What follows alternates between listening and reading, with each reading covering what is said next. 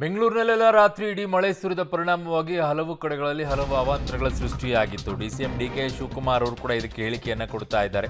ಬೆಂಗಳೂರಿನಲ್ಲಿ ಮಳೆ ಬೀಳಬೇಕು, ಬೆಂಗಳೂರಿನಲ್ಲಿರುವ ಎಲ್ಲ ಕೆರೆಗಳು ಕೂಡ ತುಂಬಿಲ್ಲ, ಎಲ್ಲ ಕೆರೆಗಳು ಈಗ ತುಂಬಬೇಕು, ನಗರದಲ್ಲಿ ಇನ್ನೂ ಕೆರೆಗಳು ತುಂಬಿಲ್ಲ, ಅಪಾರ್ಟ್ಮೆಂಟ್ಗಳಿಗೆ ನೀರು ನುಗ್ಗಿದ್ರೆ ಸರಿಪಡಿಸೋಣ, ಅಂತರ್ಜಲ ಹೆಚ್ಚಬೇಕು ಅಂತ ಡಿಕೆ ಶಿವಕುಮಾರ್ ಅವರು ಹೇಳಿದ್ದಾರೆ.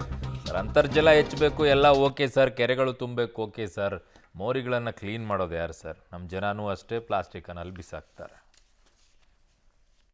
ಒಂದಷ್ಟು ನೀರು ಬೆಂಗಳೂರಲ್ಲಿರುವಂಥ ಕೆರೆಗಳು ಯಾವುದು ಕೂಡ ತುಂಬಿಲ್ಲ.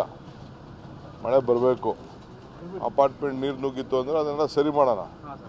ಬಟ್ ಅಂತರ್ಜಲ ಹೆಚ್ಚಬೇಕು, ಅದು ನನ್ನ ಇದು. ಈಗ ನಮ್ಮ ರಾಮನಗರ, ಚನ್ನಪಟ್ಟಣ, ಕನಕಪುರ, ಮಾಗಡಿ, ತುಮಕೂರು, ಕುಣಗಲ್ಲು, ಈ ಸುತ್ತಮುತ್ತಲು ಕೋಲಾರು, ಇದೆಲ್ಲ ನೀರೇನು ಮಳೆ ಬಂದಿಲ್ಲ. ಬೇರೆ ಆ ಕಡೆ ಬಂದಿದೆ, ನಾನು ಇಲ್ಲ ಅಂತ ಹೇಳೋದಿಲ್ಲ. ನಮ್ಮ ಡ್ಯಾಮ್ಗಳೆಲ್ಲ ಕೆಲವೆಲ್ಲ ತುಂಬಿದೆ.